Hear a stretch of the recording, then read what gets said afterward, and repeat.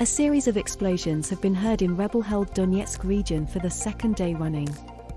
Multiple explosions were heard in the center of the separatist-controlled city late on Saturday and into the early hours of Sunday morning, following similar blasts on Saturday morning. It was not clear what caused the explosions, and there was no immediate comment from separatists or Ukrainian authorities. But it comes after reports emerged of almost 2,000 ceasefire violations in eastern Ukraine on Friday. Footage and images have emerged online and in the media of the violence in eastern Ukraine, which has housed conflicts between Ukrainian government and separatist forces since 2014. The scene of the explosion of a car in the center of pro-Russian separatist-controlled city of Donetsk on Friday, Anadolu agency via. Several instances of shelling in Donetsk and neighboring Luhansk, now a hotbed for tensions between Russia and the West, have been registered by monitoring authorities. A bomb struck a car outside an official building in Donetsk on Friday, succeeded by 2 explosions in Luhansk early on Saturday. The Luhansk Information Center said one of the blasts was in a natural gas main and cited witnesses as saying the other was at a vehicle service station. Ukraine officials come under shelling attack on front as invasion fears rise.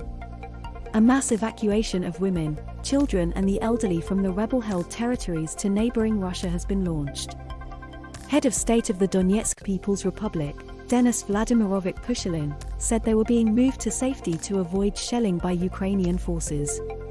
It comes after monitors for the Organization for Security and Cooperation in Europe, OSCE, logged 1,400 explosions and 1 civilian casualty in the regions of Donetsk and Luhansk on Friday. A gas pipeline hit by a blast in Front Street, Luhansk, on Friday, Alexander Rika TASS. Meanwhile, Boris Johnson today warned that all the signs are there that Russia has commenced plans to invade Ukraine.